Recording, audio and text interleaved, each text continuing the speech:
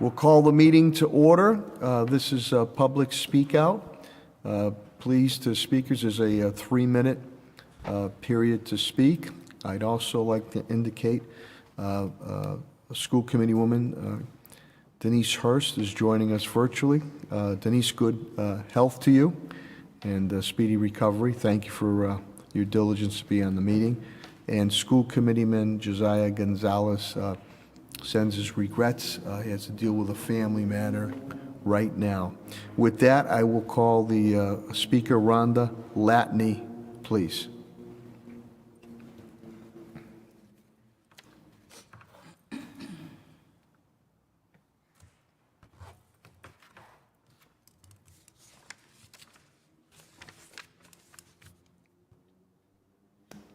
Good afternoon. Can you hear me? Good evening, Ms. Latney. Yes. Can you hear me? We can barely hear you. I don't know what's going on. Can you hear me now? We can barely hear you, Ms. Latney. What about now? Can you hear me? Hello? I don't know if there's some technical difficulties. We can barely hear you, Ms. Latney. Well, I don't know what's going on because I've been on Zooms and I don't know what technical. Okay, we're going to check with our Focus Springfield. And again, thank you, Focus Springfield, for your facilitation. Okay, try it again. Okay, go ahead, Ms. Latney, please. Can you hear me now? Yes, we can. Yes, we can. Thank you for your patience. Thank you. My name is Rhonda Latney and I own property at 22 Scarsdale Road. I have two concerns that I would like to address. Former resource officer Lawrence Bertucci and a 1.57 grade point average for athletes to participate in sports.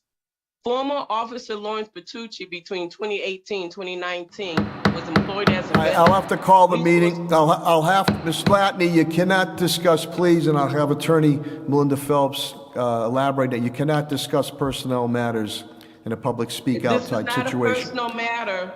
It's not Ms. Phelps, if you could please clarify. It's not a personal matter. It's regarding a police resource officer. Yeah, you cannot discuss. So how is that a person? Ms. Attorney Phelps, please. That's it. It's regarding, excuse me? Ms. Phelps, please, can you clarify? Sure. It is the policy with regards to public speak out that this is the subject matter is with regards to the policies of the school committee. The public speak out has to be within the school committee's jurisdiction. And the Springfield School Committee does not have jurisdiction over school resource officers. They are employed by the City of Springfield, Springfield Police Department. Further, our policy prohibits discussion of individuals. So it has to be with regards to a policy or a procedure. Well, the policy in hiring a resource officer in the Springfield Public Schools falls on the safety issues. So the policy with regards to having resource officers, that is an appropriate subject matter. As to individuals that are hired, they are hired by the Springfield Police Department. Correct. And not by the Springfield School Committee. Well, the incident happened in a middle school and it has to do with all our students' well-being in the school system. So if he's an employee within the Springfield Public School and it has to do with student safety, this should fall under the safety and concerns of students. So a general topic with regards to student safety is appropriate. As to individuals, it is not. Right, and I'm talking about the safety of general people. Now, if I worded incorrectly, it's a safety matter. Thank you for the clarification, Attorney Phelps. Go ahead, Ms. Latney. Thank you, Ms. Latney. You're welcome. So the safety matter regarding the Springfield Public School System is resulting in the decision that was made for Officer Bertucci to receive only a misdemeanor again, an assault and battery on Ms. Latney, you cannot speak about a personnel matter mentioning names It's there. not, how do you keep saying it's a personal matter? Ms. It's school Matucci, safety. Ms. Latney, you cannot, you've mentioned the name 3 or 4 times, and if you're going to Who, continue that Officer route, Matucci? if you, with all due respect, if you're going to continue that Your route, policy we said I can't, we cannot cannot, mention, you cannot do it that. didn't say in the You policy cannot or do that. anything of officers. It just said You- students. Okay. It says teachers and administrators. Okay, you've That's met, what the you, guidelines that was Ms. sent to me. Latney, Ms. Latney, you have mentioned Yes. a name 3 times. You cannot do that on a Okay, person. so, I'll move forward and I Okay. won't mention that name. All right, you But have 2 minutes left, Okay, please. so let me move on to the next subject, Mayor Sano. Thank you. I'll move on to the 1.57 grade point average that has been in place through the school committee for students to participate in sports. That grade point average falls below the Massachusetts Careers for Readiness and the national average for students athletes to be able to qualify for grants through the NCAA colleges. I'm asking the school committee to do an investigation on what are the requirements for surrounding schools in the rural and suburb areas regarding what their grade point average is for their students to participate in sports. A 1.57 grade point average falls below any standards both in Massachusetts and nationally. And the school system should look and investigate that if it's equivalent to the school system surrounding the areas. And that the school system needs to put in more supports for our students to be able to achieve and to prepare them for the Massachusetts school system and school to careers and college, which the school system is falling way below. So I'm asking you to do investigation and to put in implements to help improve the academic performance for our athletic students. And once again, thank you. And I sent the letter regarding the safety of our students that Mayor Sano and the school committee has always violated my constitutional rights for freedom of speech to express concerns that's going on with the school system that you are failing to address regarding the safety of our students because of the negligence within the school system, holding back information on incidents that are taking place that the school system and the police are aware of what's going on in school. Is that sufficient for you? Thank you very much. Everyone has my report that I sent. Thank you very much, except Ms. for Latney. Denise Hurst and Peter Murphy, and hopefully you would take an interest in the safety of your students. Thank you, Ms. Latney, very much. you. And have a good And evening. good night, and I'll see you publicly. Okay, thank you very much. That concludes public speak out. We're going to take just a brief recess and come back for the 6:30 regularly scheduled meeting. Thank you very much.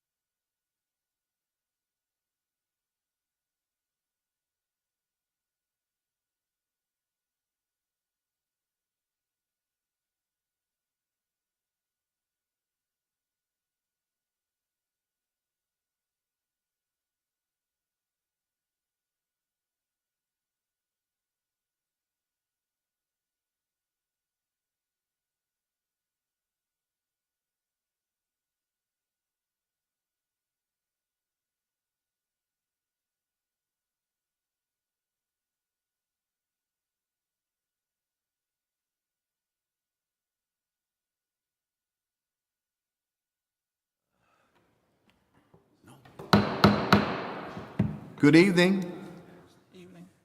And welcome. Madam Clerk, please call the roll. Present. Attorney Murphy? Present. Mr. Gonzalez? School Committeeman Josiah Gonzalez sends his regrets. He has to deal with a family matter right now. Ms. Gresham? Present. Ms. Hurst? Ms. Hurst is present. Denise, I hope you're feeling well and speedy recovery. She's joining us virtually. Mr. Collins? Here. Mayor Sarno? Present. May we all please rise for a moment of silence and then the Pledge of Allegiance.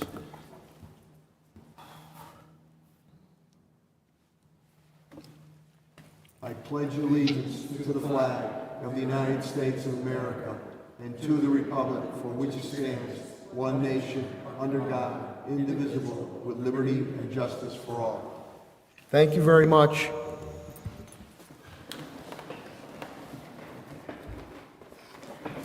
Okay, we will now move to approval of the minutes. Approve the minutes of the September 1st, 2022 school committee meeting. Any questions or comments? So moved, Mayor. Hearing none. Motion by Vice Chair Collins, or second, please. Second. Second by Ms. Gresham. Roll call vote is required. Madam Clerk, please call the roll. Ms. Monroe-Naylor? Yes. Attorney Murphy? Yes. Mr. Gonzalez, absent. Ms. Gresham? Yes. Ms. Hurst? Yes. Mr. Collins? Yes. Mayor Sarno? Yes, more than sufficient votes. This matter passes. Thank you. Voting items to approve the City of Springfield diploma for Emily Troy. Superintendent Ward, please. Yeah, there's an informational memorandum in your packet. Emily completed it, not a district program and a private day placement. She completed all the CD requirements relative to MCAS, and I'm recommending she receive a City of Springfield diploma. Thank you, Superintendent Work. Any questions or comments? Hearing none, is there a motion on the floor, please? So moved. Motion by Attorney Murphy. Is there a second? Second. Second by Ms. Naylor. Roll call vote is required. Madam Clerk, please call the roll. Ms. Monroe-Naylor? Yes. Attorney Murphy? Yes. Mr. Gonzalez, absent. Ms. Gresham? Yes. Ms. Hurst? Yes. Mr. Collins? Yes. Mayor Sarno? Yes, more than sufficient votes. This matter passes. Congratulations, Ms. Troy. Informational and discussion items. We'll move to A, hiring and staffing update. Superintendent Warwick, please. Thank you, Mayor. I asked Melissa Shea and our HR team to prepare a report for school committee. Obviously, we're in the Great Resignation, and there's problems across every sector of employment, but our HR team has done a good job, and we're off to a good start because of it. So, Melissa, if you could give us your updated report. There should be a piece in your packet on that, too. Thank you, Superintendent. Yes, thank you. Good evening, everybody. Good evening, Ms. Shea. Attorney Yeah, so tonight I'm going to just be providing an overview of the annual back-to-school teacher hiring update. And again, as Superintendent Warwick indicated, just putting it in context, nationally, the employers in all areas are facing great resignation and employee shortages, not just in education. In education, however, they're also reporting nationally and in Massachusetts of the teacher shortages everywhere, even more so than pre-COVID. Notwithstanding that, I do have some data I'd like to share with you regarding the Springfield Public Schools. Let me see if I can share my screen here. Can everybody see that? Yes, thank you. And they have one in their packet, too, Melissa. So this is, let me just, okay, so this first slide shows the number of teacher vacancies at the start of the school year. So we have historically, what we do is we look at how many vacancies we do we have on the first day of school with students in session, because obviously during the summer, it's fluid, right? People are being hired and onboarded. But for us, we look at, how many vacancies are there when students start. And so looking at this year, we had 62 vacancies across the district on the first day of school, and it was less than last year. The greatest number of those vacancies happened to be in our critical need area, probably a third of them in area of special education, and then the remainder probably another third or so in other critical need areas. And then some of our other academic areas, filling out the remainder of those. They were spread out across the district, not concentrated in any one particular school, which is important and helpful, as you could probably appreciate that they're not all in particular schools for purposes of staffing those schools. And also, some of the vacancies too were caused in part by some last minute resignations from some teachers who had accepted jobs and didn't notify us and or accepted them last minute in other districts because other districts were struggling tremendously this year. And so we had some last minute resignations. So that's kind of a snapshot of the vacancies, and it goes back, showing you going back to the 2014-2015 school year, when we started tracking it that particular day, to be able to compare apples to apples. So the next slide shows as superintendent indicated, and I mentioned starting out, the Great Resignation. We did have a more significant number of resignations this year than we have had in years going back to 2012, 2013, 296 of those. And with regard to retirements, interestingly, although it's not considerably less, we actually had less retirees this year than in past years. And then the next slide. And then this slide shows the activity for when we have a vacancy, the number of Unit A, the number of teachers hired during that time period.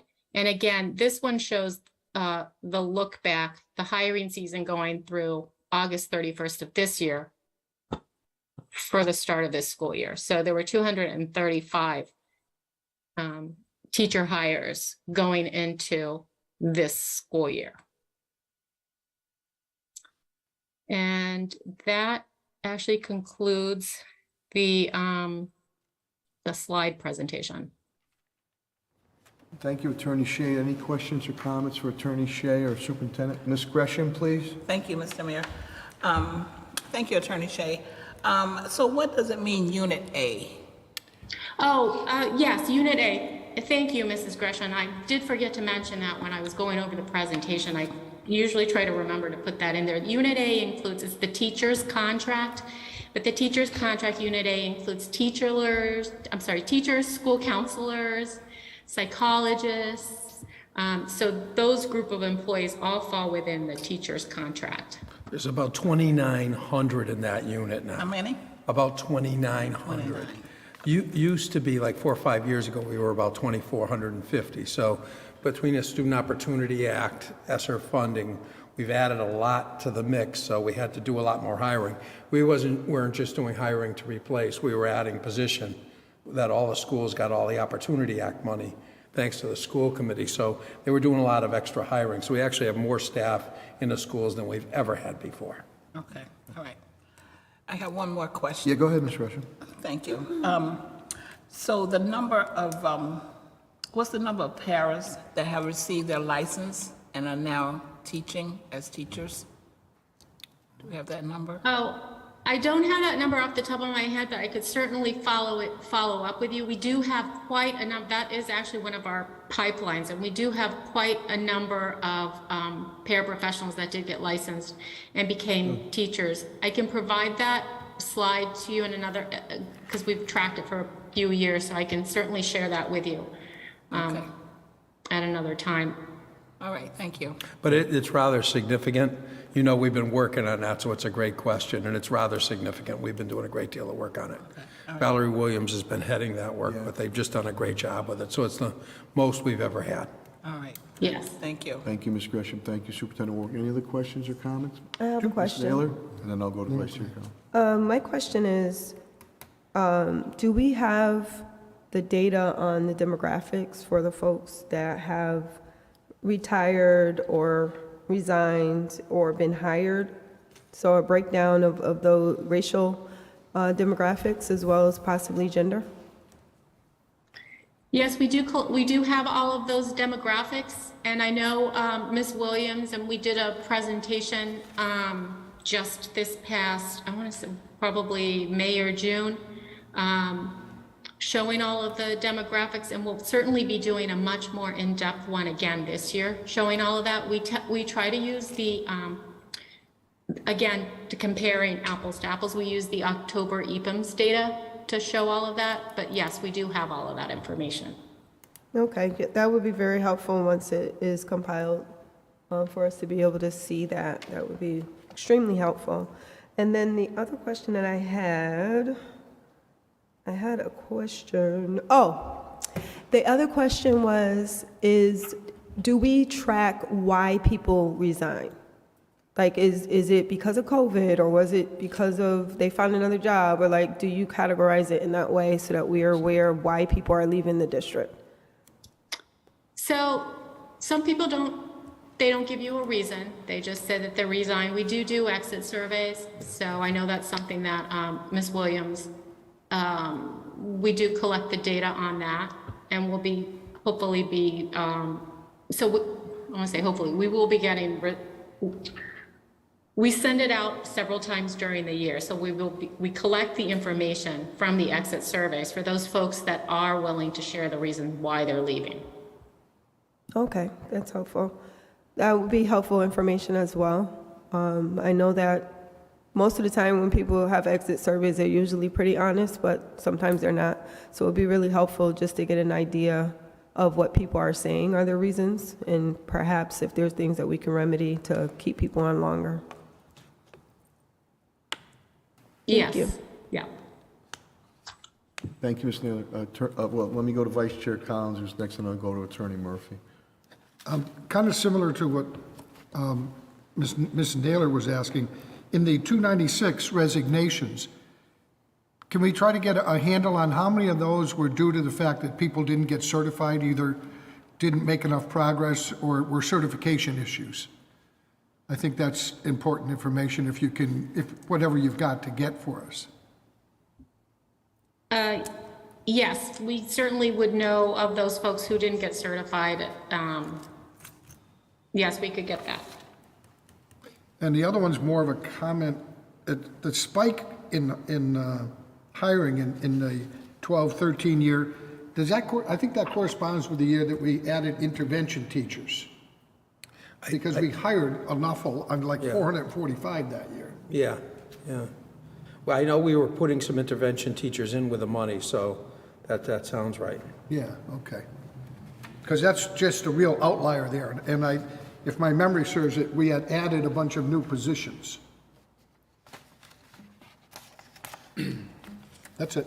Mr. Mayor, may I ask a quick question? Well, can I? I think the turnover was more significant back then, too. Yeah, and then we also changed the timing of offers too, that stabilize the teaching force. Before I go to Ms. Hurst, I know Attorney Murphy, you had put your hand up prior. Just very briefly, Mayor, thank you. I was just wondering, Ms. Shea, why the spike in resignations, but the sort of continued decline in retirements? I was just wondering what your assessment of that was. Well, the folks that retire, would be actually after they've spent hopefully a career with us, and then they retire. The resignations, people are leaving for a multitude of different reasons. So I would think that, you have a less veteran than we had a few years ago, perhaps, but again, not significantly so. And then with regard to the resignations, there's a lot of articles out there explaining why there have been so many resignations during this past year, whether it's people leaving the teaching profession altogether, people taking other types of teaching positions. And like I said, without having, we don't have the current exit survey data yet for this particular, all of this group yet. So without having that available, I don't want to guess on all of the resignations, but from reading all of the different articles that have been published, whether it's from educational magazines or newspapers, the Boston Globe, different folks have done studies and articles as to why there are so many resignations in the education field this past year. I also know Boston, which is the largest school district, we're second largest after Boston. Boston had they had a significant number of vacancies and struggled. And they're in Boston, and we have a more difficult, more challenging time recruiting educators to Springfield, or we have historically, and yet our vacancies were not as significant.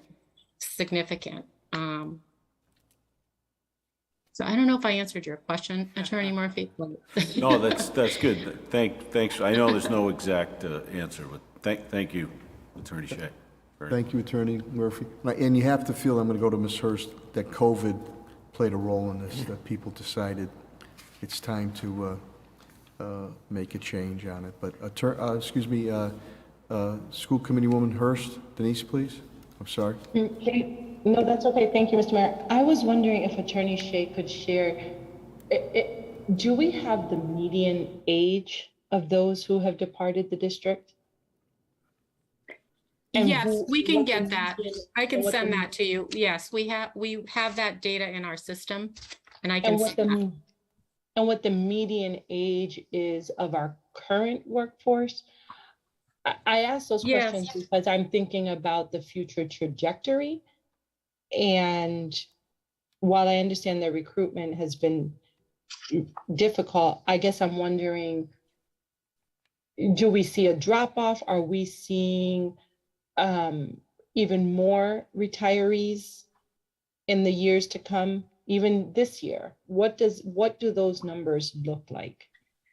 Yeah, so we have that information, and actually it's one of the data points that we report on in EPIMS. It's on the DESE website going back past years, and we'll certainly be adding to that when we do the October EPIMS. We can provide you an updated report around that time, and or when we do the demographic and the diversity update later this year. Thank you. Thank you, Ms. Hurst. If there's no other questions or comments, we'll move on to B. Hearing none, we'll move on to B, which is changes in the DESE requirements for competency determination. Superintendent Ward, please. Thank you, Mayor. This came up at the last meeting. It has been a pretty hot topic around the state, so I was thrilled that it got brought up. So I asked Paul to put a presentation on what the proposed changes are. I also had a discussion with the commissioner about it and was really surprised that at this time, after these years with COVID, we'd be talking about changing the requirements for a diploma when we already have the toughest test in the country. And quite frankly, he said to me, Dan, I did not recommend this to the board. The board overruled me on it. So the Board of Ed overruled the commissioner. He wasn't recommending for this change, and they implemented the change. So, that made me feel better, because I was wondering how someone who worked in urban school systems like Boston would have made this recommendation, because everyone in the state is talking about it. I know, Latonia, you brought it up at the last meeting, but it is very controversial, and I think there's going to be a lot of discussion about it. It's going to impact our students entering ninth grade, and Paul has some really good data on what the new cut scores will be and where the kids are performing and what the impact might be of this new competency determination for high school graduation. And again, they take the test in 10th grade, and they get to retake it before they graduate. But now they have to pass in ELA, math, and science. So, Paul, if you can go through this with us. Before he starts, just Vice Chair Collins? something doesn't add up. Doesn't the commissioner make the agenda for those meetings? And if he didn't recommend it, how did it get on the agenda? I wasn't privy to the meeting, but I know he didn't recommend it after the discussion, so. But he put it on the agenda, which Well, is kind of- probably the chair also made the agenda, the Secretary of Education, right? So, and I think he supported it, so. But at any rate, I felt better that the commissioner and the folks who work at DESE weren't so disconnected as to make this recommendation at this point, so. And I think there's probably some space for folks to push back on this and try to get it changed, as we talked about at the last meeting. But Paul will really give you a good feel for exactly what the recommendation is and what the possible impact is. He has a really good report. I think there's a copy in your packet as well, and it's up on the... I just wanted to say before Mr. Foster and Stats goes on, I was very appreciative that school committee woman Latonia Naylor brought that up. And it's good to hear that the Commissioner, Jeff Riley, because he came through an urban system, so Yes, he he knows on that the timing was not good on this. But I just want to reiterate again that the school committee has always and will continue to stand for standards. We believe in it firmly, no question. You can see it in our the graduation rates and the huge drop in the dropout rate and all the other progress. More work to be done, but a lot of great progress under Superintendent Warwick and school committee, staff, administration, teachers, and families. It's just that Massachusetts is ranked #1 in the country in education.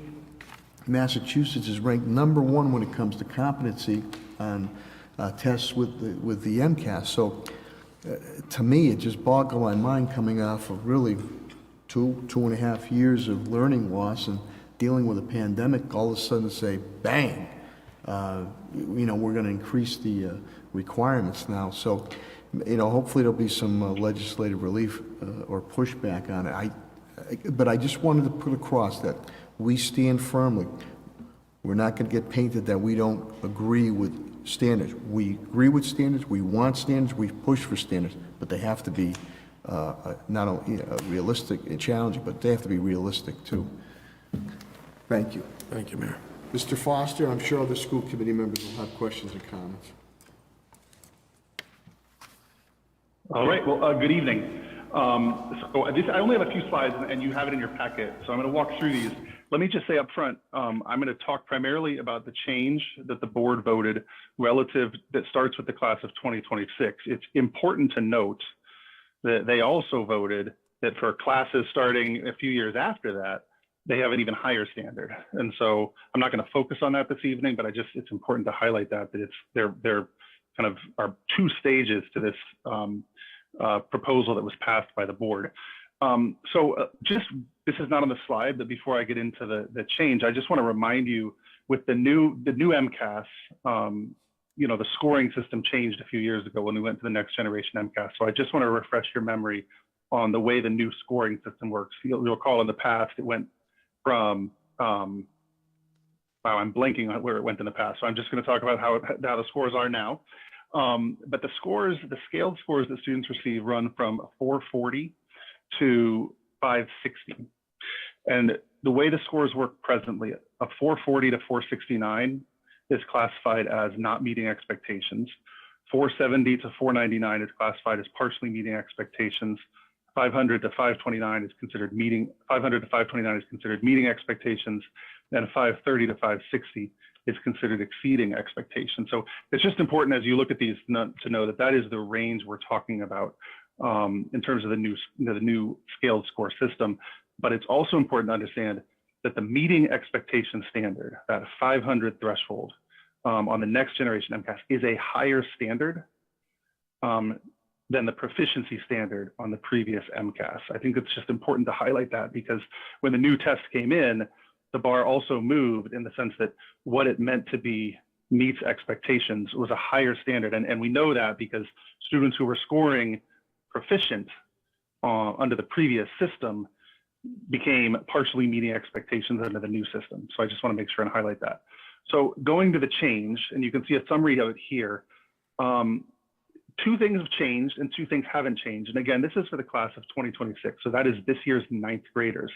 So it's important, you know, I think when the board voted this and it was covered in the press, it was sort of a, oh, this is a ways off. It's the class of 2026. These young people will take these tests this year and next year, because some of them take their science high school exam at the end of their 9th grade year, depending on what course they're taking in the 9th grade. So this is not a far off in the future thing. This is students who entered 9th grade a few weeks ago. They'll be taking these tests at the end of this school year and the end of next school year. So with that as backdrop, the math standard and again, this is for the competency determination. So this is in order to earn your high school diploma. The standard for math has not changed. Students have, for the last, I mean, we had the modified CD throughout the pandemic, but that's ended. But for math, it was already a scaled score of 486 in order to earn your competency determination in math. And it was a score of 470 in introductory physics. Now, most of our students earn their competency determination in biology, but some of our students do take the introduction to physics test, and you only have to pass one of those two. You have to pass one of the two science tests. The two that have changed, ELA, previously the score required to earn the competency determination in ELA was 472. That's now moving to 486. And the score to earn the competency determination in biology, it's a smaller jump, but it's going from 468 to 470. So what I'm going to do next is I want to show you what this would look like based on the scores we just got from the 2020. These are preliminary, but if we look at our preliminary scores on the 2022 10th grade MCAS, I should say 9th and 10th grade MCAS, what percentage of our students pass outright? And I didn't say this on the previous slide, but there's always been a second pathway, really. Well, there's really three pathways. You can pass the test outright, meaning you earn the score necessary. So if I go back one slide, you earn one of these scores you see on the right of this slide. That's the first way to earn your competency determination. The second way is to get a lower score that doesn't hit this threshold outright, but under which, if you take an educational proficiency plan, you earn the competency determination based on that score plus the EPP. That's only available in ELA and math. And you can see on the third bullet on the left, if you get in that 470 to 485, and again, this is under the new vote, you can earn your competency determination with the EPP. And in simple terms, an EPP means the school is doing some extra work with the student and they're identifying courses that are aligned to the standards. And they're certifying that the students have passed those courses aligned to the standards. So if you're in that 470 to 485, you can take the EPP pathway. If you don't hit the threshold necessary for the EPP in ELA or math, or you don't hit the 470 in biology or physics because there is no EPP in science, then your option moves to appeals. And you can have, I won't go into all the details on these, but there's a couple different ways you can appeal the score. So that system exists because we all know that there are students who struggle with test taking. And so these appeals are an alternate pathway to the CD. And I want to give credit to our high schools who have done a phenomenal job over the last few years of really supporting students in the appeal process when necessary to get them to their competency determination. So looking at the data, and again, this is preliminary 2022. And so one of the things I want to be clear about is these students have not had an opportunity to retest yet. And so, you know, students are able to take the test 2, 3, or 4 times over their high school career if they don't succeed after 10th grade. So what I'm showing you tonight is just what the numbers look like after a student's first run at the test. So what we're looking at here is the ELA. So under the current CD requirement, 91% of students would have met the CD outright. So they got a score on the test that either with or without an EPP would result in them earning their competency determination in ELA. With the new requirement, that 91% becomes 80%. So that's the impact and that increase. And you see on the right, it's an increase both in the number of students who would need an EPP in order to earn the competency determination. It's also an increase in the number of students or it's a significant decrease in the number of students who pass outright. Therefore, an increase in the number of students who need either an EPP or they're going to need to pass on a retest or have a successful appeal. Now, if I move to biology, which is the other one that's changed. Now, this is a little less complicated because you don't see the EPP option here. And also, again, that score increase wasn't as significant, but we do go in the science from 64% meeting the competency determination outright, meaning earning that 470 score necessary. That drops at, 468 right now. Under the new 470, that would drop to 60%.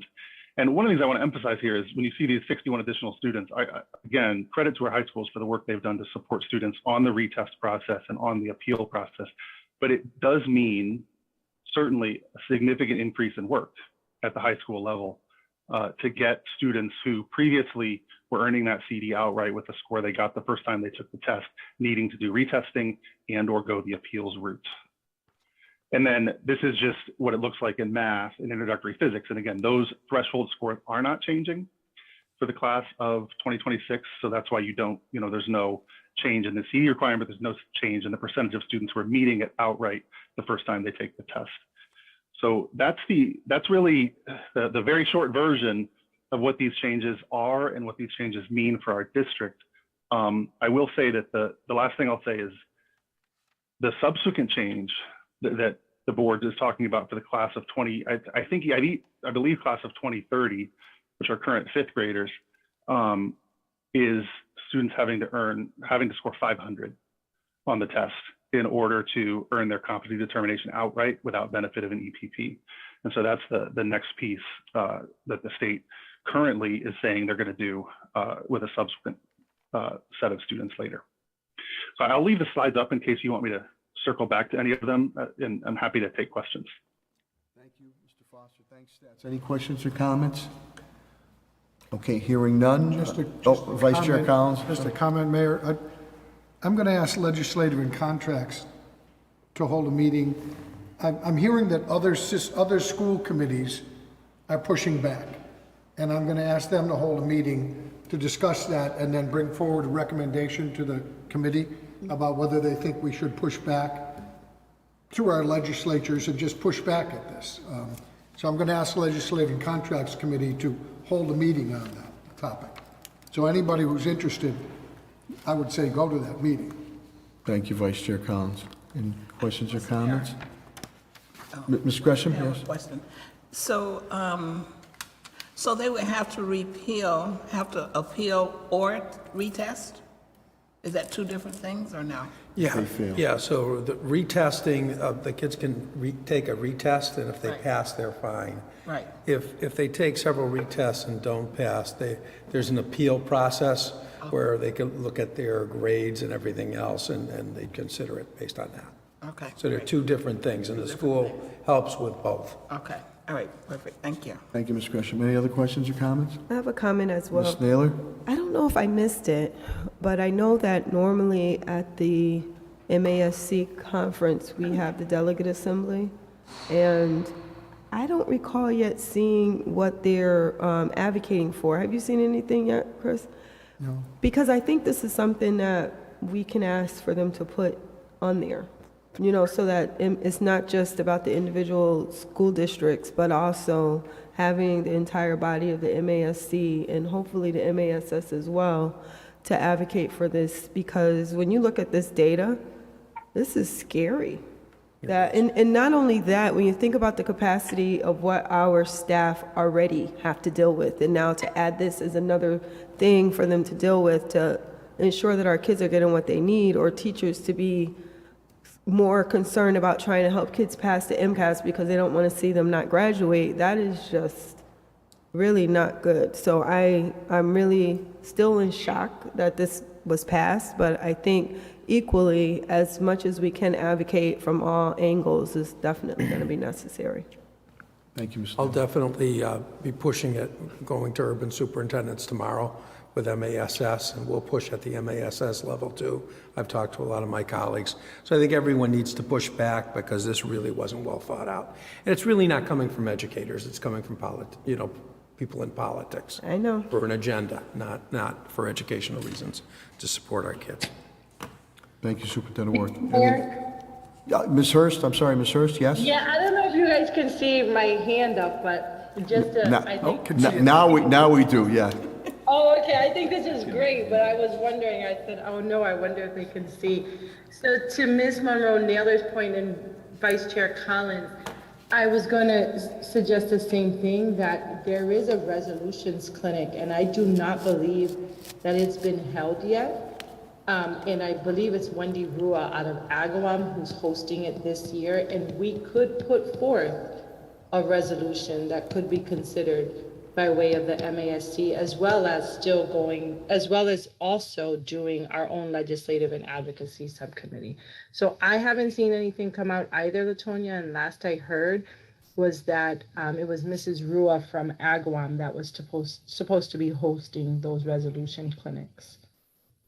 Thank you, Ms. Hurst. Any other questions or comments? Okay, hearing none, we'll move to reports of standing committees. A is Student Relation Parent Concerns, Ms. Gresham.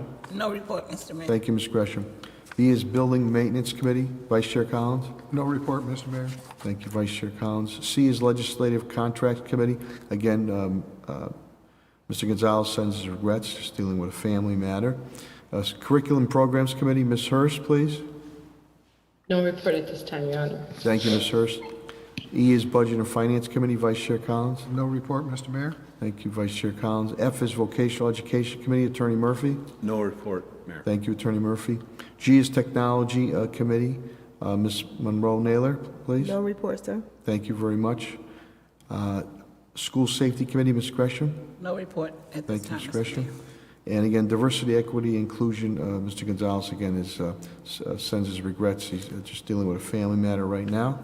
We'll move to report of the Student Representative School Committee not yet appointed. I believe we're going to go with a trio or a triple threat or a trifecta from Central High School, so we await the Tad Tokars, Mr. Central Principal, the additions of our new school representatives at that.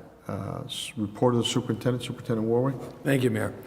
There's an article in your packet about our preschool initiative and how we were able to open up, and they went to Balliet School and did a big feature on Balliet School and the fact that we're the first one in the Commonwealth to be able to do this for 3- and 4-year-olds, which is really encouraging.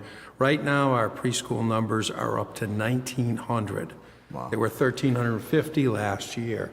So we're up significantly. And again, still adding kids. The enrollment is rather brisk. So it's been a lot of work, but it's certainly going really well. I've been in many of the classes, and it's going very, very positively. And I've been in all 3 centers as well, and they're doing a great job. It was a great event at Beale today. We had our C3 group step up and Springfield together to get sporting equipment for our schools, and it's always so nice to see our community get behind the schools. Our police officers care about helping our kids along, and the Springfield Together group just caring about providing for our kids. So it was a nice effort today and something that's going along in a lot of our schools. So I want to thank all the people from those different groups, our C3 group, Gary Delisle and Mr. Nardi and the folks from Springfield Together, because it's nice to see, again, folks rallying around our schools. Superintendent Ward, can I also mention our brother and sister Elks, and also another thing that was created through Superintendent and the school committee, City Connects plays a vital part. Mr. Delisle, Gary mentioned that, the vital role City Connects plays, and many teachers are involved in the police department.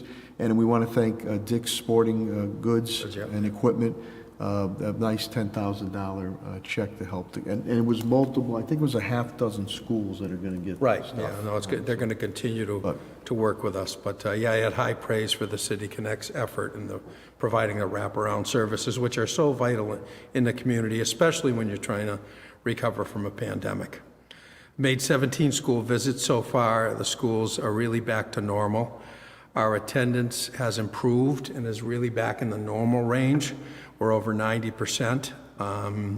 Some days 92, 93%, but it's looking good and moving in the right direction, both staff attendance and student attendance. So I think staff did a tremendous job over the summer. When you go around to the classrooms, you can see the work people put in setting up their classrooms. And it's that spirit of like things used to be, a much more friendly environment for our kids than the virtual learning. But again, just great job to our teachers, our staff, and also our custodial team. The schools are the cleanest I've seen. I think they've done a great job. We did a tremendous amount of work, as you heard last year, from facilities making improvements. It's always hard to clean up after them. And we had the most robust summer school we ever had. So I just want to congratulate the staff for that. Earlier this week, I also visited Central to see how they were doing, and they had the underpouches are out, and took the opportunity to go around with the principal and a few staff members and talk to our kids to see what they thought about the policy change. And they were just great. And we talked to some ninth graders, freshmen just coming in, some seniors, juniors, sophomores. And the kids really had a great perspective on it, but were very supportive and really willing to work with us on it, and saying they understood it, and they felt that it's going to help kids really pay attention more and really get focused on recovering from this academic loss that's occurred. But it was really wonderful to talk to the kids, and just a great perspective. They were wonderful. Also went down to the lunchroom and talked to the kids in the cafeteria as they were getting their meals, and took a look at the different offerings at Central, which were very nice. They had 4 or 5 different options, and I asked the kids how the food is now, and they said, look, it's a lot better than last year where we were trying to deliver the lunches to the room. The extra choices are good, and it's coming off hot and fresh and that kind of thing. So they were very, very pleased with that. So it was great to get out there and talk to the kids. And so far, I just want to congratulate our staff. I'm so proud of the way the schools are going. It's really like it was pre-COVID. And everyone's focused, everyone's on, and things are looking really good. Thank you, Mayor. That concludes my report. Superintendent Warwick, and also to Central, the football team, which shut out the Eastern Mass Power Central Catholic. And shortly, I think the next couple Saturdays, they'll be playing a national powerhouse out of Washington, D.C. And with Coach Watson and the team, they're really starting to turn into not only a regional power, they could get on becoming a national power. And it's helped a lot of our kids move on to great educational institutions, parlaying their success on the field to off the field. So they're really living up to their moniker of home scholars and champions. So, and I've been in a couple schools too, not as many as the superintendent, but they are very well kept and clean. Any questions or comments on the superintendent's report? Attorney Murphy, then I'll. Very briefly, Mayor, thank you. First of all, I just want to echo your comments about Central football and how great they are. And, you know, you don't read about them in the Boston Globe or the Boston Herald, and we win every year. And I know that we have one BC, Syracuse, Nebraska, and University of Maine is a new one, and I know that our kids, there's going to be more than that, and it's really fantastic what we have done with our sports programs, particularly at Central, but all over the city. And I also want to thank you, Mayor, and you, Mr. Superintendent, for supporting the pre-K program and making it citywide and open to all of our kids. It's a game changer for everyone, and it really is, I think, a model for the state. You know, nobody talks about it, but it's incredibly important for our young people.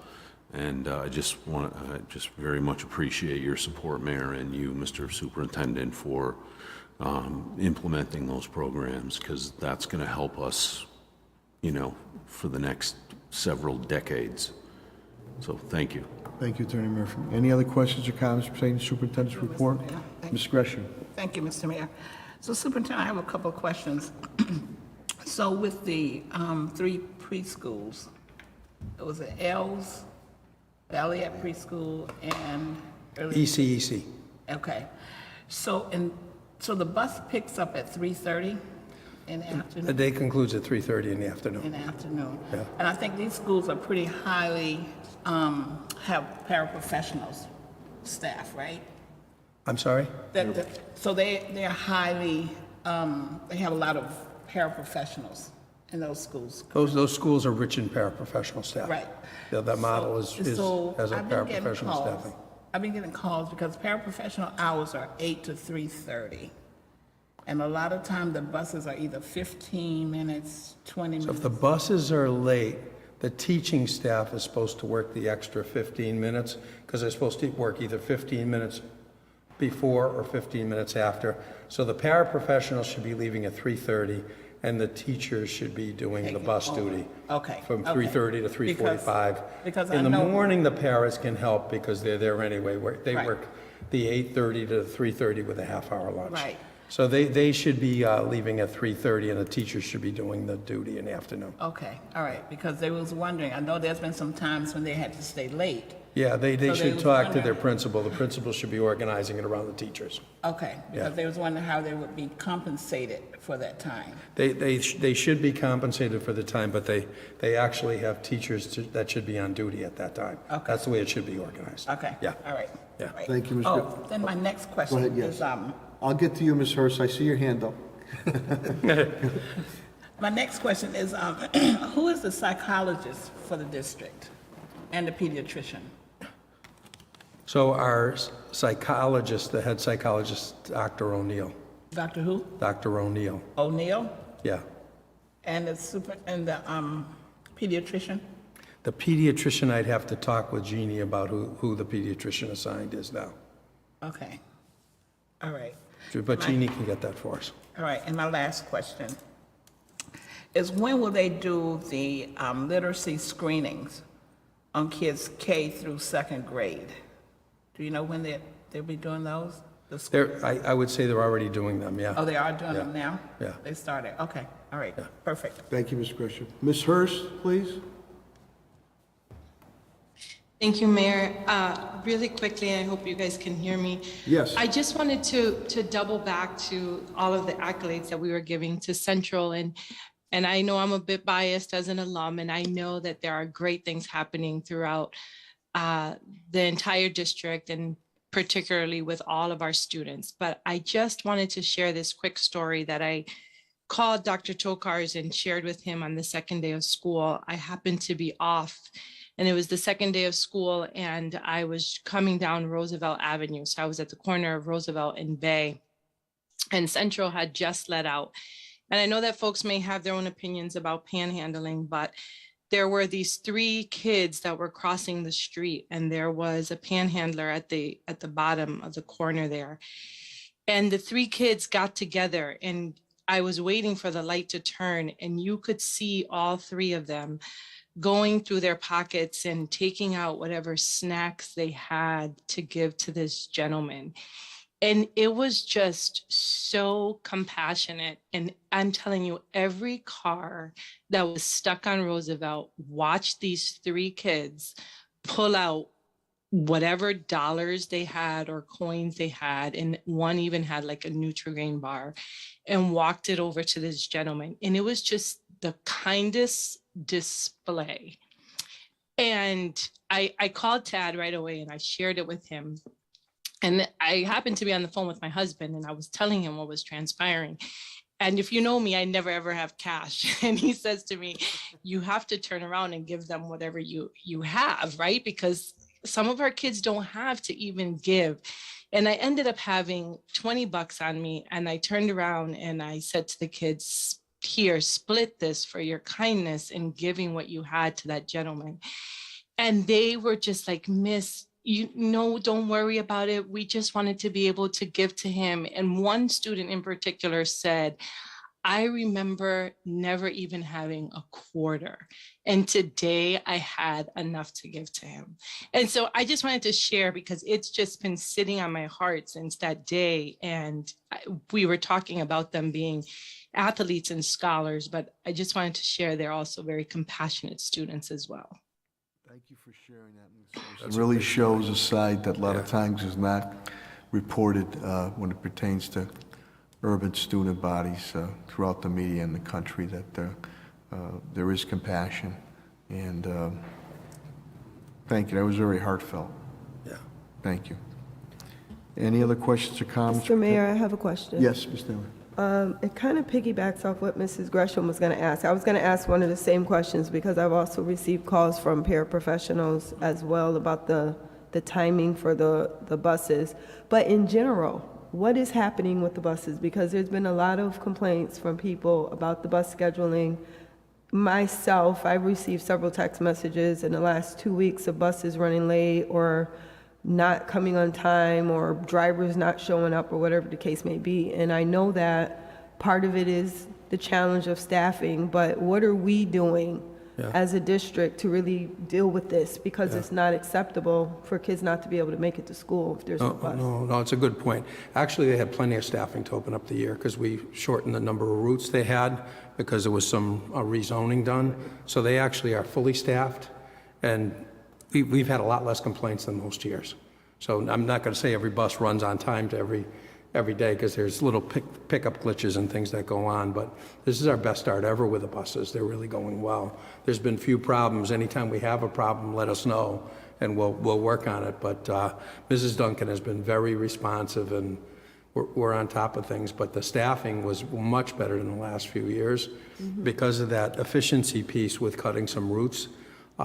We opened with more than enough drivers and rolling stock, and things are going well. So, if you hear of anything, let us know right away. We'll be on it. But really, we've had few problems, the less I've ever seen. Yeah. Well, I definitely have sent some emails, and I have reached out to Pat as well, just making him aware of the situations because it's been several times. And like I say, even with my own kids, I've had several issues with it outside of the complaints that I receive from parents. But one of the trending issues that I'm receiving complaints about is kids that are supposed to be on IEP and getting transportation. And last year there was a glitch where somehow they were knocked off the list, and I know they fixed that. But this year I'm getting some of those similar complaints about parents saying that their kids had buses and now they don't, and they were never told that they wouldn't have busing this year. So with special transportation, that's part of their IEP. And when they go into the IEP meeting, that's something that's agreed upon and sent as part of the IEP. But again, if there's a glitch where they're supposed to get one,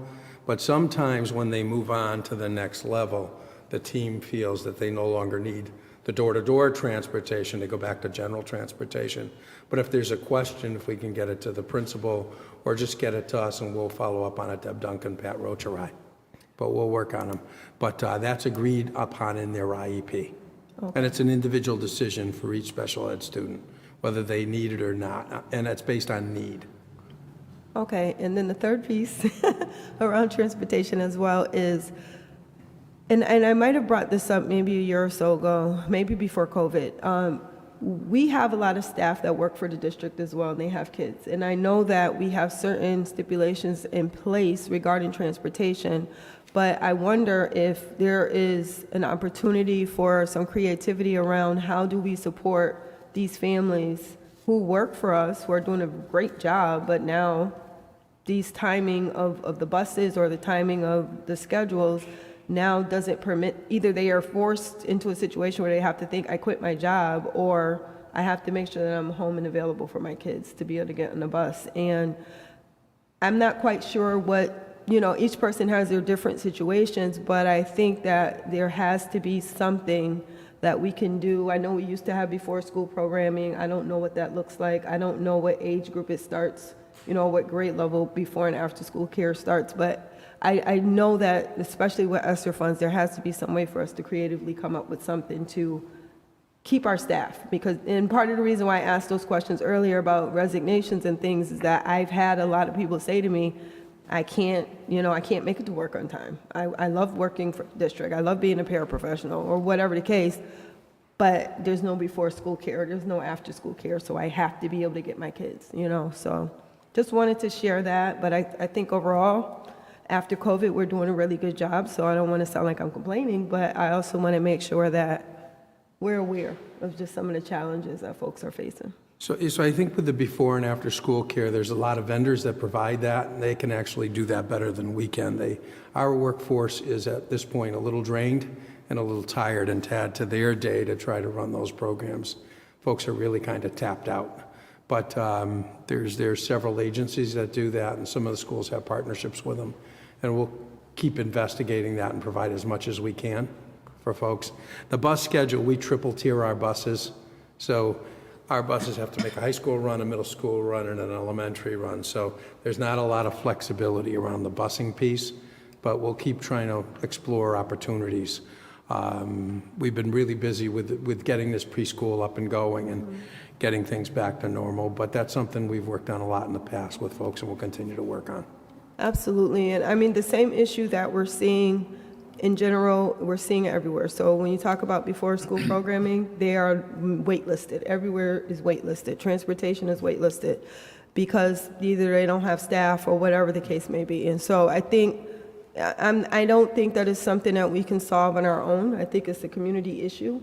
But I also wanted to bring it to the forefront as well, because I know that some of the funding that is getting ready to come down from the state is around how do we make schools more of a center for our communities and adding more funding to be able to extend days and do things like that. And so even if it's not our teaching staff that are doing that, you know, there's opportunities that are getting ready to come down the pipeline. And so I think if we're starting to think creatively when those opportunities unveil themselves, then we can take advantage of those funds. No, we'll absolutely be looking at that and have looked at it.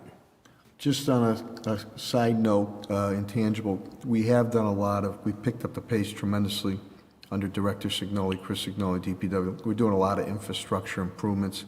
That coupled with water and sewer and utilities at times can delay traffic in the name of improving infrastructure aspects. And before I go to Attorney Murphy, you know, I remain hopeful with the state legislature that you know, they're sitting on $5 billion of ARPA funds. And I'm anxious to see when that's going to come out, how it's going to come out, whether through programs or back down to the city. We had a representative, Darrell Byers, a 1979 classical graduate. His family or sister still on Arbormel Street that spoke at a Rise Up, the small business thing that we had. He has Interrise, which just Boston Globe did a front page article on the business section from. Great guy. We had a great time talking about it. He had mentioned, you know, Mayor, you should have you come to the U.S. Conference of Mayors because you're one of the few mayors, you're the only one in Massachusetts, but one of the few in the country that has not sat on these ARPA funds. You've gotten the funds out, distributing it already. And, you know, I'm very appreciative of Chairman Neal, Congressman Neal Ritchie, and there is a clawback on this. If you don't have this money encumbered by 2024, the feds can claw this money back. So I think there was no movement today in the legislature on a couple of major bills. One had to do with economic development, other I think on education. I know people want to do the due diligence, but we'd like to see that money come out as soon as possible, because everybody's sending everybody our way, and there has been questions. We're getting people out of town. You know, there's scamming, fraudulent things that are going on, and we want to do our due diligence to make sure that the people of Springfield and the businesses of Springfield get the money. And again, you're reading about fraud cases throughout the country that are occurring now. So, you know, appreciate the patience and understanding, but Ms. Naylor brings up a good point. When and if the state does come with that money, that could be helpful to us. Attorney Murphy, thank you for letting me know. Oh, just very briefly, Mayor, I want to echo with what Ms. Naylor said, and a lot of parents do. You know, if you're working and you get out of school at 2:50, it is difficult, you know, for parents. And so I know there are a lot of wraparound services that we have, and but maybe folks don't know enough about it. And so I think that's kind of our job, is to make sure that they know that these wraparound services are available, whether it's Taekwondo or daycare or whatever it may be. And also, you know, maybe a little more funding in that area would make it easier for our working parents. I mean, I think that's a fair point. I do hear from a lot of parents that it's hard, you know, when your kid gets out at 2:50, how, you know, if they can't get a bus, you know, they need services, and I think that's good for the kids too, to get them active and get them, you know, out working and active. So I just, echo that, and if we could take a look at that as we move forward and maybe engage in a little more outreach, I think that would be great. So thank you. Thank you, Attorney Murphy. Any other questions or comments I pertaining have to a question, Superintendent? Mr. Mayor. Ms. Gresham, yes? So Superintendent, are the bus drivers allowed to have their own children on the bus? I'd have to check, Barb. I know there was Thought there something was a where they could liability have. issue. That, we stopped that a couple I of thought so. Yeah. We talked about it last year, but I think it's still happening, where the bus drivers are having their own children on the bus. I know They're some- not school-aged children. I think there's a liability issue with that. We can check for you, Barb. We dealt with that, you're right. We talked, I know we've talked about it in the past. Thank you, Mr. Any other questions or comments pertaining to Superintendent's report? Okay, hearing none, unfinished business? Hearing none, new business? Can I Is there- ask just one question, Mr. Mayor? Yes. Can we get a copy of the competency determination I'm sorry, presentation? say that again, Mr. The presentation that Paul did, if we can get a copy of that? It should be, it should be. I mean, emailed, I'm sorry. Oh, email, okay, yes. Okay, I'm sure. Thank you. Emailed, yes, I would love to have it electronically. Okay. You can- Mr. Superintendent, you can. Yeah, Patty, can we get that out to them? Thanks. Okay. Is there a motion on the floor to adjourn? So moved. Motion by everybody. Is there a second? second. Second by everybody. It's been a long, roll call vote is required. Madam Clerk, please call the roll. Ms. Monroe Naylor? Yes. Attorney Murphy? Yes. Mr. Gonzalez, absent. Ms. Gresham? Yes. Ms. Hurst? Yes. Mr. Collins? Yes. Mayor Sarno? Yes, more than sufficient vote, this matter passes. Thank you for watching. Good evening and good health. God bless. Okay.